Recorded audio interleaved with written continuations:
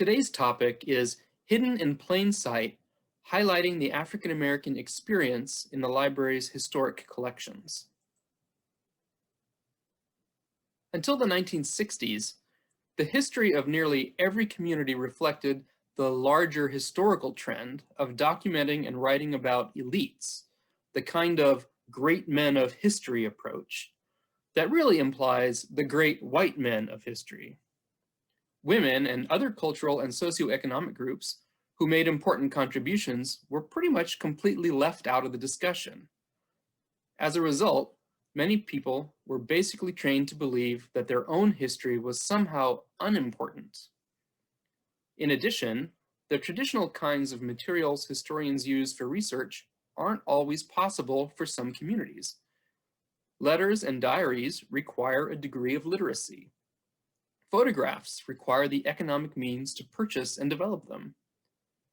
Today, we're left with either fragments of the past or materials that document largely the truly extraordinary.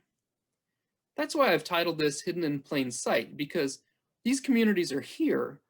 We just may have to work a little harder to learn about them. It's important to mention that there are already some great resources for studying the African American experience in our region, the best of which might be Byron Skinner's book, Black Origins of the Inland Empire.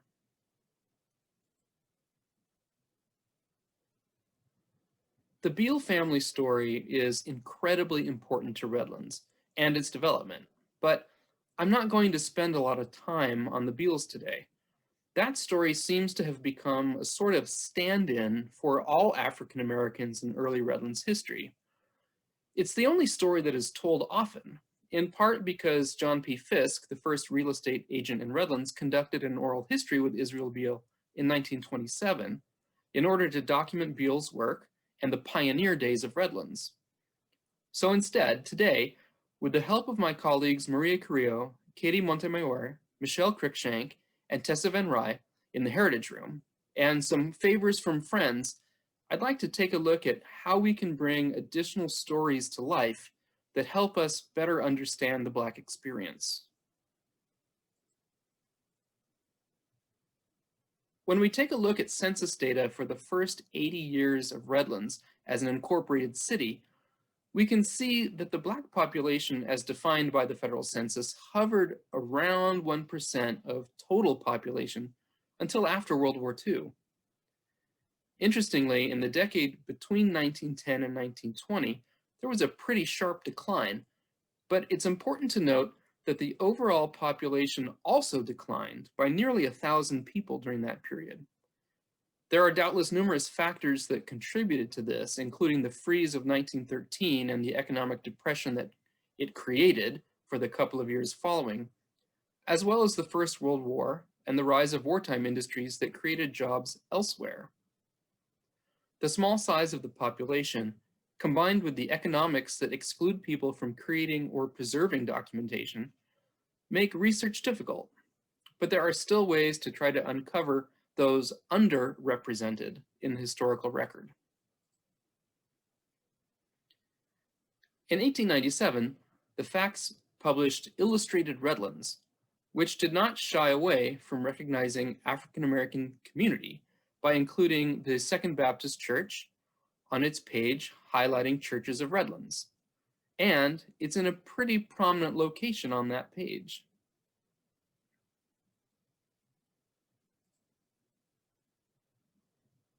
So let's take a look at some of the lesser and even previously unknown stories in Redlands history. About a year ago, we discovered this photograph of an African American woman holding a white infant. On the reverse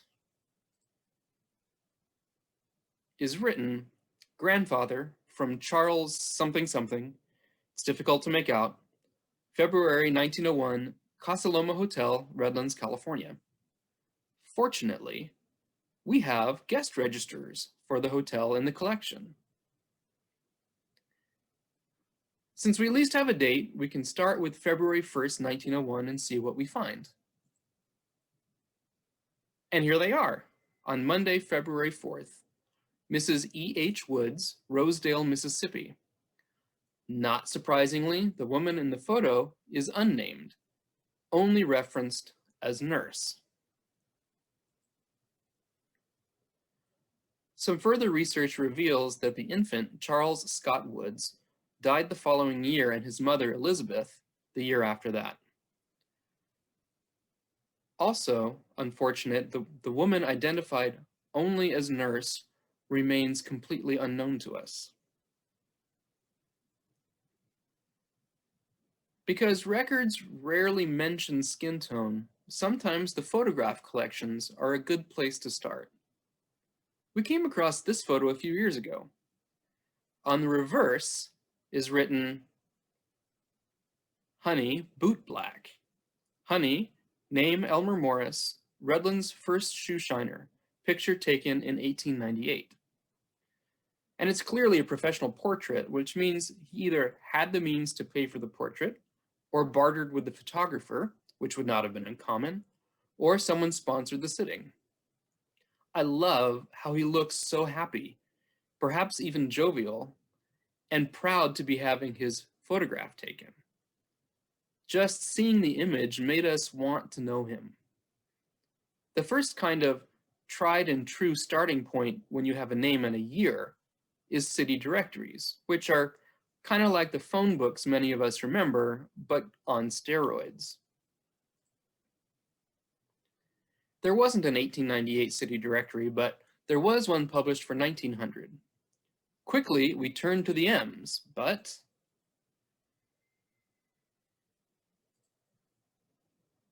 no Elmer Morris. Next trick, go to the one before the date on the photo, which happens to be 1896. And again, no Elmer Morris. So now let's turn to modern technology.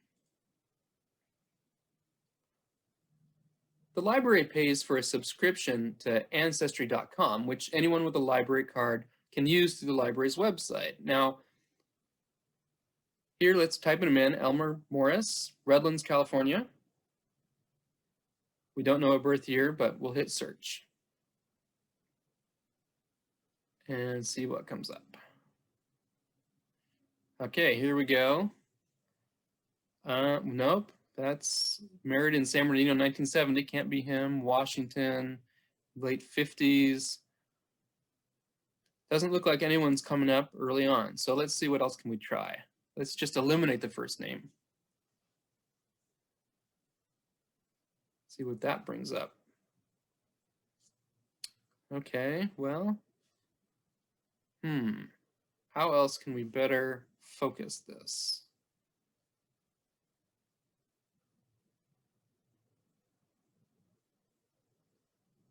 We'll choose just 1900s.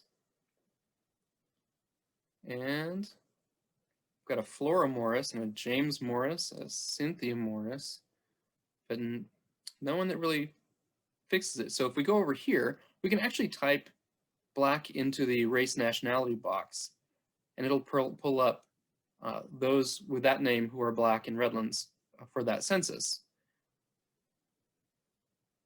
But he's not here. So let's see, we're going to make it definitely Redlands. We'll pull that over to exact. Okay. No one actually in Redlands with that name. What if we make, oops, sorry about that. We're going to take the first name and we're going to make it more broad. So it'll pull up things that sound like it. And here we have someone named Oscar Morris, M-O-R-W-R-E-S. Well, Morris, M-O-R-R-I-S, and M-O-R-W-R-E-S are pretty close to homonyms. Let's check him out. He's black. He lives on East State Street. He's a boot black. Okay, now let's look at the sheet. And here's the actual enumerator's sheet from the census. And there is this person, so we can see this Oscar Morris. He was born in December of 1861. He was born in Texas. His father was from Alabama, but his mother from Portugal. And interestingly, it says yes for can read and yes for can write. Now that we've got an alternative spelling, let's see what else we might be able to find. And so back to the 1896 directory. And here there is an Oscar Morris, Morwres, bootblack, and which is another name for shoe shiner, working at Jackson's barbershop, and his residence is the same.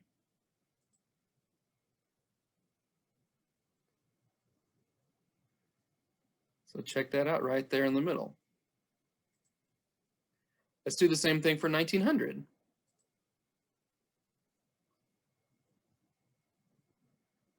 Well, just to confuse things a little, now it's spelled Mowres.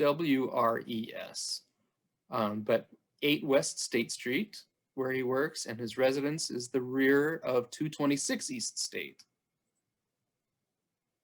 Now let's go back to Ancestry and run that name through to see what we find.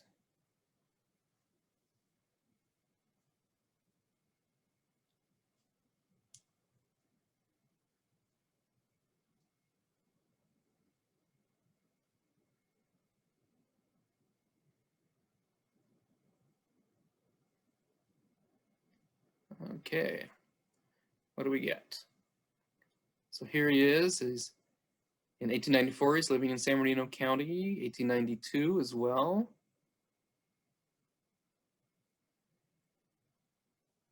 Yeah, he's actually at least in Redlands by 1894. And this is the registrar of voters, and what do we see? He was a registered voter.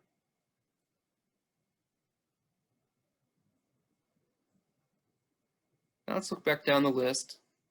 1892, 1902, 1886, 1886, 1891, and then we're on to different people, it looks like. So there don't seem to be any hits too long after the turn of the century. So maybe let's check with Hillside and see if he's buried there.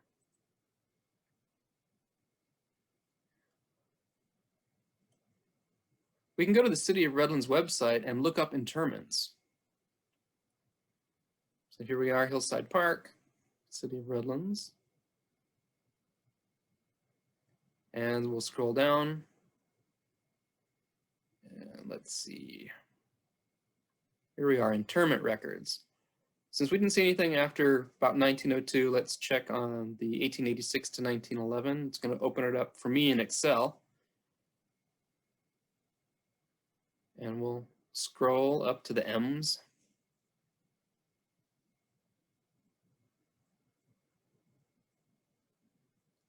And let's see. There he is. Line 1423, Oscar Morris, Morwes. He was 46 years old. Cause of death is nephritis, kidneys. Died on April 13th, 1905. And his nearest relative, friend, or relation was someone named J.P. Hurd. And it looks like that's up. Now, it happens that Dr. Andegan has been working on the various death records we have in the collections, and fortunately, 1905 is among them. And here he is.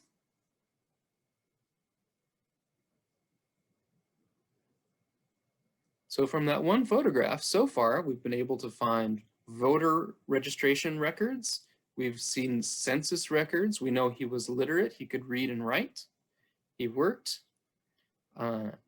He was born in Texas and then moved to California at some point and lived in Redlands in the early pioneering days.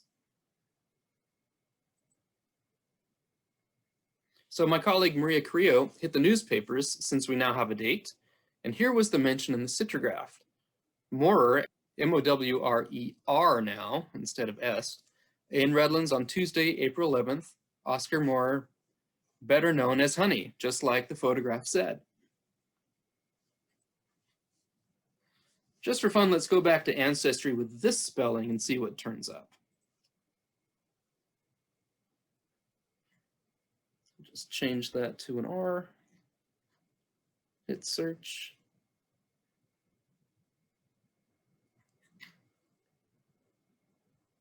And it looks like there is 1 year of the voter registrations that is listed that way. So pretty good. Just check to make sure. I'm gonna scroll up. And there he is. 42 years old, lives at 8 West State Street in Redlands.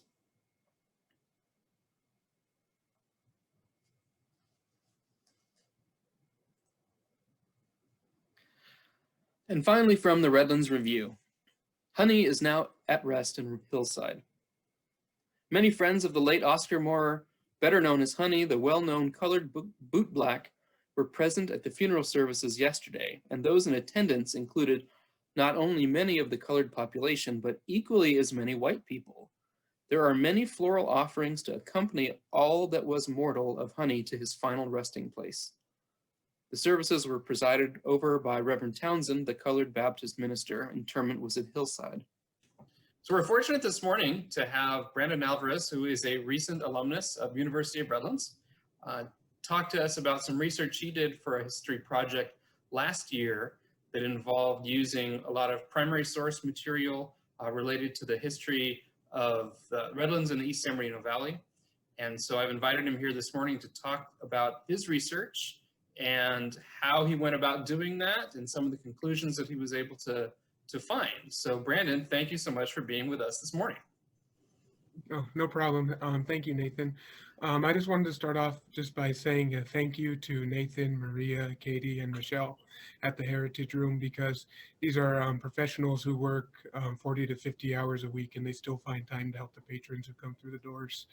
And even though they're running the archive and the Lincoln Shrine, they still make you feel welcome, and they help you with whatever you need. So I want to say thank you to them. And also thank you to my professors at the U of R, Dr. Jennifer Tilton, Dr. Jesse Hewitt, and Dr. Kathleen Feely, because this wouldn't be possible without them either. So I'm going to go ahead and... So today I'm going to be talking about Robert Burton, and he was a Redlander from 1925 until his death in 1970. When he died in 1970, he was survived by his wife, Kelly, and his 2 sons, James and Reuben Burton. When Robert Burton first came to Redlands in 1925, he worked as a janitor for the Harris Company. The Harris Company is a department store that actually originated in San Bernardino, California, and it eventually became Gottschalk's, which some of my older listeners may remember that store, considering it's no longer around. After a 22-year career at the Harris Company as a janitor, in 1947, Robert Burton decided to open a grocery store called Burton Grocery, located at 310 East High Avenue. It was also that same year that Burton is listed in the city directories found in the Heritage Room as a real estate agent in Redlands. So he was not only an African-American worker, but he was also a store owner and a real estate agent in town. The reason why I'm going to be talking about Robert Burton today is because he's what is considered a racial broker. Racial brokers were real estate agents who steered certain individuals of color into areas in the community. Story of racial brokers in the Inland Empire are few and far between, but another known racial broker was an individual named Dr. Barnett Greer, but he worked in Riverside, California. So if that interests you and you want to do further research on that, Dr. Barnett Greer, he has an autobiography called Trek to Equality. But today we're going to be focusing on Robert Burton and the development of residentially segregated communities in Redlands. So if we're going to talk about residential segregation, we have to talk about how it happens. So there are many different ideas about how residential segregation occurs. Some scholars and historians believe that it's through a process called redlining. That might be a term you all have heard recently in news articles or anything like that.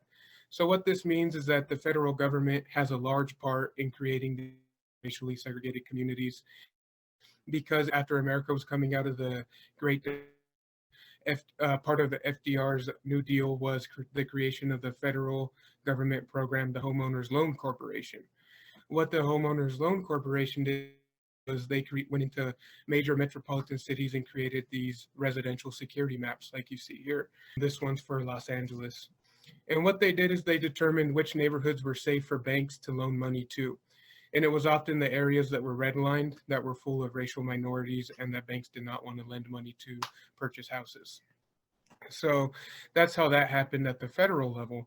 But it also occurs at the state and local levels, and it occurs through local community members making decisions about who they sell houses to and what laws they choose to implement in their communities.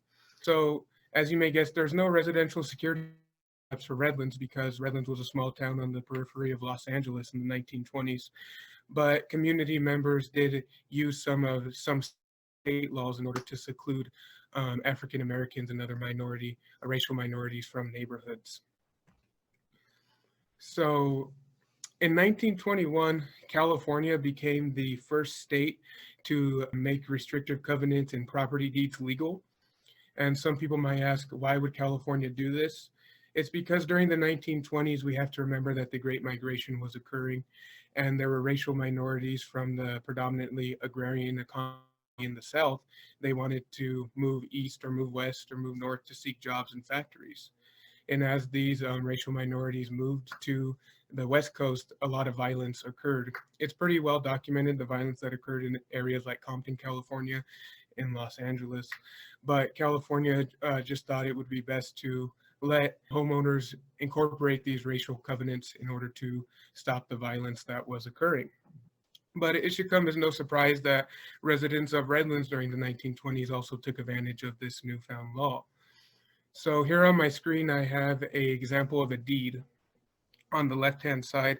The left-hand side is the top, and it's just saying F.E. Corson, a developer from Loma Linda, is selling lots 1 and 2 of the McKinley Heights subdivision.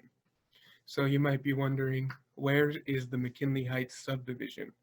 So the McKinley Heights subdivision is right off of Cypress, and it's literally across the street from Cope Middle School, if you're familiar with that area.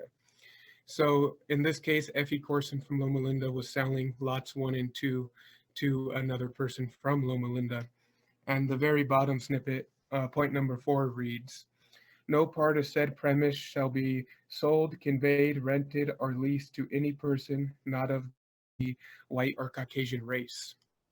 So this is one way that Redlanders restricted racial minorities from moving into certain neighborhoods. If you want to conduct any sort of research like this, you can do so at the San Bernardino County Historical Archives. They have all the deeds on record, and you would have to use assessor lot books and deed indexes in order to figure out who owned your property and when.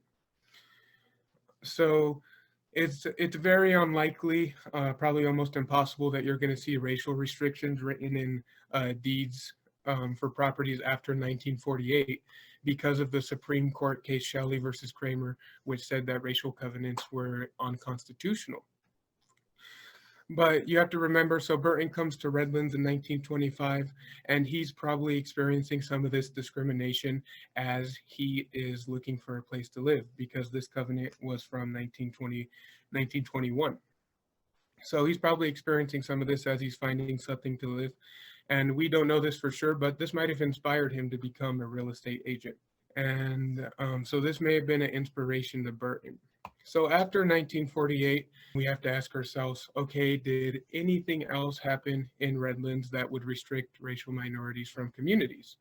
Because it might be safe to assume, oh, because it becomes illegal in 1948, everything might just go back to normal. But no, it doesn't. And there's still what we call racial brokers. And here's where Robert Burton comes into the story. So I actually stumbled across this individual named Robert Burton by accident as I was searching newspapers.com when I was doing my project at the University of Redlands. And I came across an article entitled, "Where Can Negroes Live?" And it's written by an individual named Amos Isaac, who was writing in order to convince the city to create the Human Relations Committee in order to fix the housing problem in Redlands. So Mr. Isaac says, quote, "Mr. Burton later became a real estate broker, and any Negro looking for a house was referred to him. Thus, the housing pattern, which consists of definite groupings of minorities, did not occur by chance. So here Mr. Isaac, he gives a little bit of background about Robert Burton, how he came to Redlands in 1925 and became a store owner and a real estate agent. But then he says that this is where the African Americans went, who their real estate agent was when they needed to find a place to live. So not only was Robert Burton a racial broker, but he was also a developer and he helped sell houses in what is called the Lagonia Terrace subdivision. So the tract map for that is located on the right of the screen. If you're wondering where Lagonia Terrace is, if you know where Texasonia Park is, right off of Lagonia, it's directly to the left of Texasonia Park. So it's between Texas and Karen Street. It's those houses in between those two streets. The thing that's interesting about this subdivision is this is where I found the only picture I was able to find of Robert Burton. So this is actually a article that was published in the San Bernardino County Sun in 1955. And you see a picture of Robert Burton. But the interesting thing is the slogan right underneath the picture of the house. It says, "Not for some, but for all people," and underlined in bold letters. So this can be interpreted in many different ways, but from it, we can learn that maybe it was in fact Robert Burton was advertising this as for all people, meaning all racial minorities couldn't live in this community without any restrictions, which is pretty shocking if you consider this was already the 1950s, 1955. So knowing about Robert Burton and the role he played in the real estate agency, in real estate in Redlands in general, it provides insight into the role that Redlanders and real estate agents have played in creating these racially minority dominant communities throughout the city. Burton's story could also be a source of inspiration considering he came in 1925, worked as a janitor, probably experienced discrimination in some way, probably finding a job, finding a place to live, but was able to overcome that, become a business owner of his own grocery store, and a successful real estate agent in town. More information is to be found on this topic, but that's what I have for you guys today. So thank you for having me on. That's really fascinating, Brandon. Thank you for sharing that. Everyone, keep that subdivision in mind because a little bit later on, I'm going to talk about some families who actually moved to that subdivision. And we've got some photos of those houses. So that'll be, it's a really nice tie-in between what your research is doing and some of the other things that we've been uncovering as part of this project as well. It's probably worthwhile to point out that restrictive covenants were not exclusive to Redlands. They were in communities all over the state of California, and there have been a number of attempts over the years in the state legislature to try to expunge those covenants from the original deeds that are kept. The argument, I think, to do that is that it's a very painful reminder of our past. And the arguments that have been made by a number of historians are that these are important things for us to remember happened. And if we were to just simply expunge them, then we would lose a very important way of understanding our past. Yeah. So that's a conversation that's still happening. Yeah, definitely. And you can see a little bit of the racial deeds getting expunged because for the McKinley Heights subdivision, which I mentioned, after you see the deeds that are past 1948, they just say subject to restrictions and covenants of record, but it doesn't say what those restrictions are. So it's kind of hard to go back and if you don't know what you're doing, it's hard to go back and figure out what those original covenants were. Well, thank you very much, Brandon. We really appreciate you spending some time with us and talking about your research. No problem. Thank you. Another group of photos we recently acquired shows several youth in Redlands in the late 1930s and 1940s. Unfortunately, no one is identified on any of the photos, but Tessa Van Rij has been working very hard to try to figure out who they are. We believe they are members of the Burton and Thomas families, with perhaps other friends. You can see the photo on the left was taken on the quad at University of Redlands, with Memorial Chapel in the background, while the one on the right shows well-dressed youth socializing.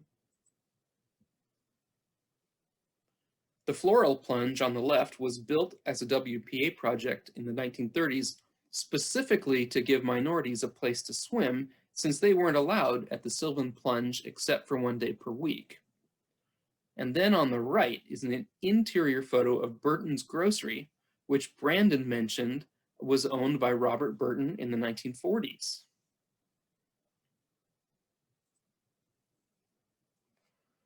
And to show how things were universally true for all parts of Redlands youth, Panorama Point, noted for more than its beauty.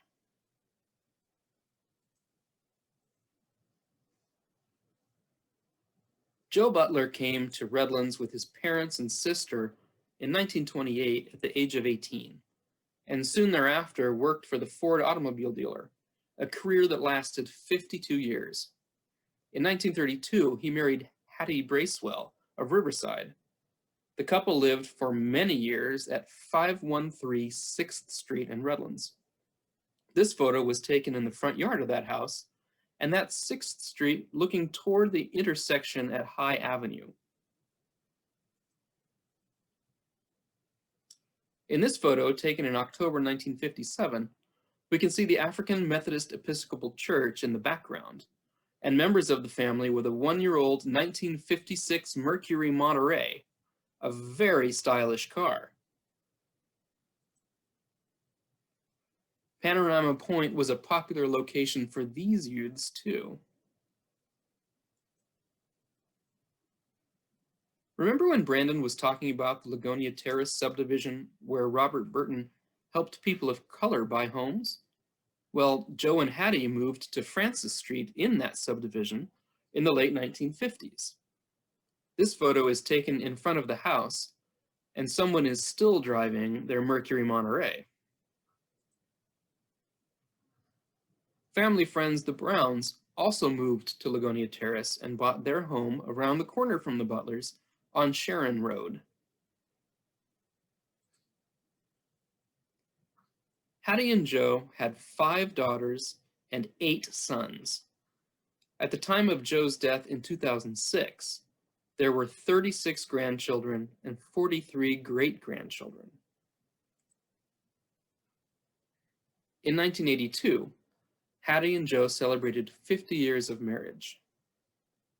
Hattie passed away in 1994, and Joe in 2006, and there's a hall at the Second Baptist Church in Redlands that it's named for them. Their son Lawrence served in the US Army and even tried an acting and modeling career in the 1970s. Edward Butler also served in the military and spent a career working for Redlands Unified. He also served on the Parks Commission for a while. Leroy Lee Butler also worked for Redlands Unified, and after he died of cancer in 1995, a garden at Moore Middle School was dedicated the Lee Butler Memorial Garden.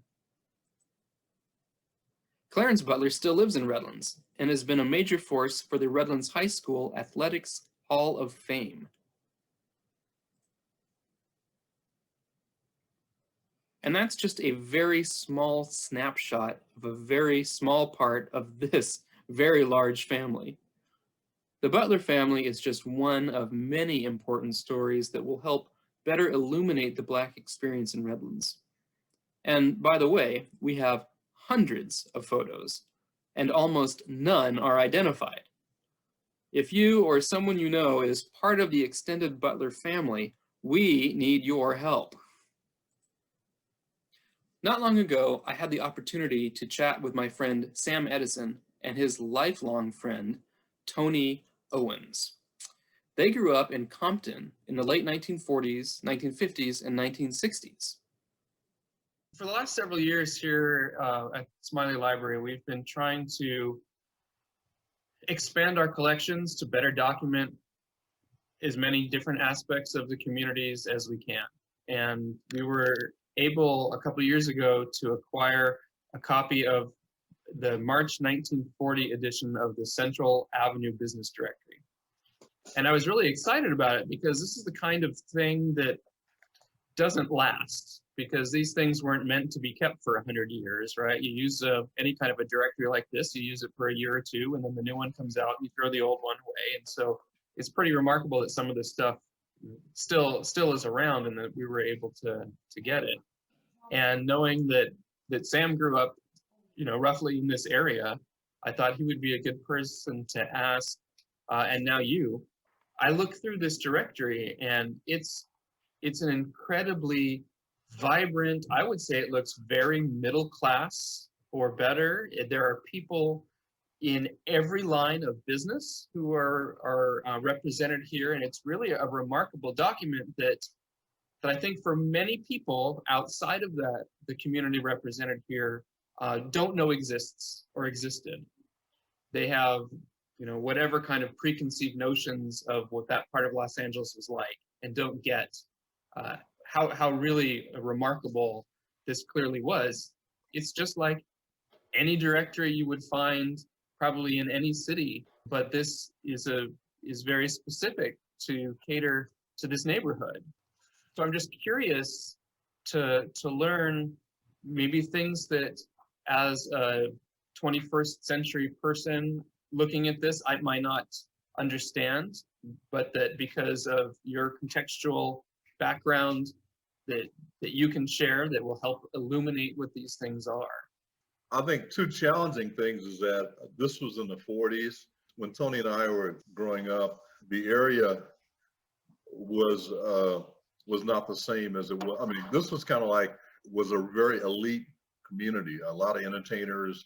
There was a nightclub called the 5-4, which I think when I was a teenager was kind of like a dive, because the area had kind of declined. I don't know, Anthony, you can correct me on that. So it wasn't the same status. The community had shifted, and we lived actually south of that area in Compton. So we were not really, I mean, it was probably 54th and Central.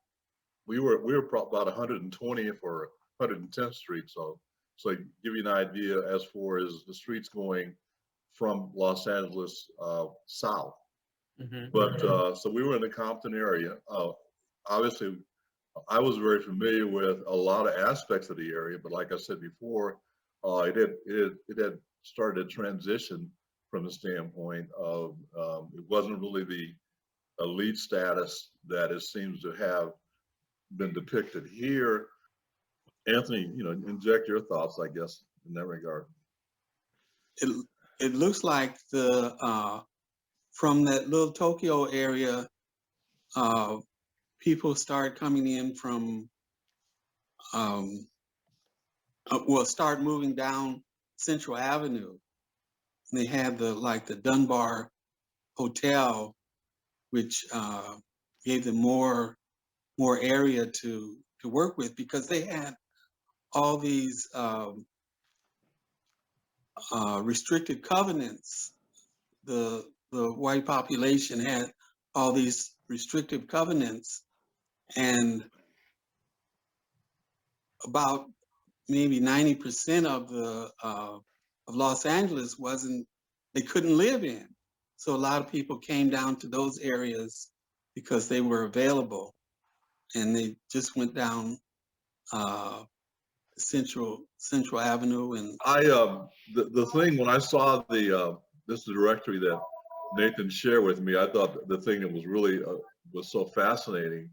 I had never seen that particular directory before, and later directories when I was 9 or 10 years old, I didn't probably didn't remember in details what was in there, but I thought it was very enlightening that you had actors listing they're actually their bios, their resumes, and seeking work, attorneys, obviously beauty salons, stuff like that, and they had pictures of the proprietors, which was very interesting.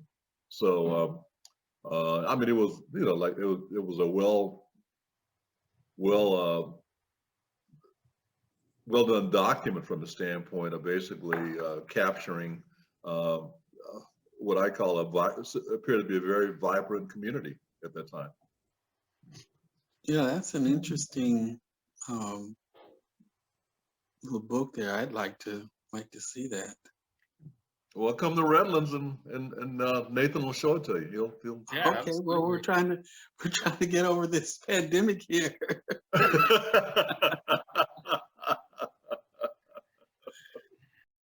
Thank you so much. Okay. Thank you, I hope Nathan. you guys both have a great weekend. All right, you do You the same. too. Okay. All right. Thanks. Bye. And now I'd like to share with you a really interesting and important project that is being done by students at University of Redlands to give a new dimension to our understanding of Redlands Black community. Black Redlands 1910, Making a Vibrant Community Visible, was spearheaded by Professor Jennifer Tilton and Jesse Wims' class of 2020. This project takes numerous sources, including references in the Colored Citizen newspaper and census data, and uses the power of GIS through Esri's Story Map platform to give this information on a map, allowing us to visualize this community in an entirely new way. I'll include a link in our follow-up email this afternoon, but just a very brief overview. Here's the page when you get there, and as you scroll down, you'll get contextual information and then how it all works. And you can see how they've taken historic maps and added data points so that we can visualize these in a geographic space. And each of these dots means something. So for example, here we have something related to someone named J.A. Somerville, described as one of the brightest men in Redlands and frequently socialized with other elite young Blacks and residents like Arthur and Harry Beal. And that's from a reference in the Colored Citizen.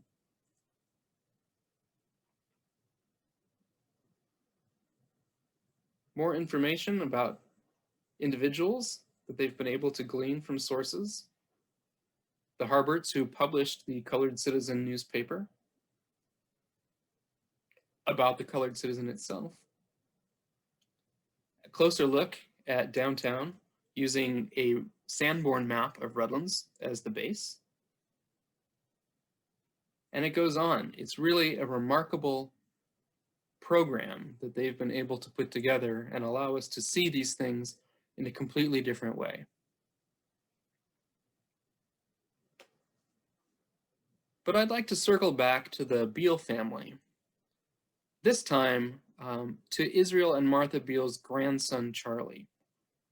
Charlie was the son of Charles Arthur Beal, the first Black student on the Redlands High School football team, and Lola Harbert Beal, who was the daughter of Robert Harbert, publisher of the Colored Citizen newspaper. This entire family was very musical, and Charlie was particularly gifted. Next to his senior portrait in the 1925 Macchio is written, "Play ye much hot jazzy," and that's exactly what he did for the rest of his life. During the late 1920s, he formed a band called the Orange Blossom Six and attended classes at University of Redlands. He left school to pursue a professional career in music. After gaining success playing jazz in Chicago, he joined Louis Armstrong's band in the 1930s. Following service during World War II, he again joined Armstrong, this time with Billie Holiday, for the movie New Orleans. He spent the next decades as a famous entertainer in Paris and opened his own club in Rome, named Via Veneto. Eventually, he returned to the United States and moved out to the Coachella Valley in 1977, where he continued a career playing, including gigs for President Gerald Ford and the Gabor Sisters, all this during his 70s and very early 80s. He passed away in 1991 at the age of 82. Charlie Beal is certainly a native son in whom Redlands is justly proud. And to give you all a taste of his talent, to close out the program, here is a piece he wrote titled Sweet Racket Club Blues about Palm Springs, recorded when he was 70 years old.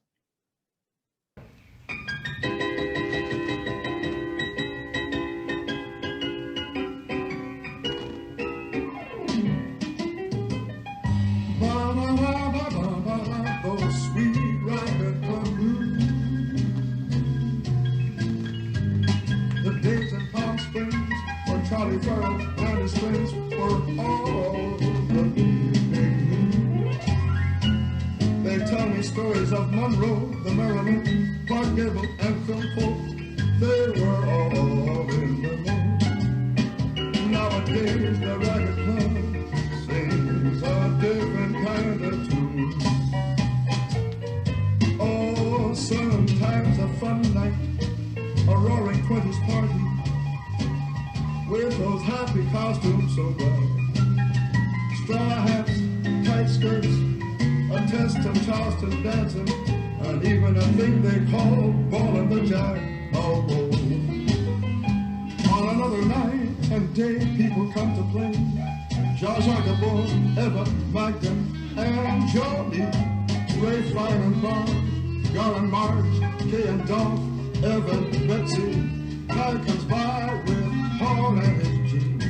All these names you often knew on those fine telecasts by Gloria. Oh, oh, oh, oh.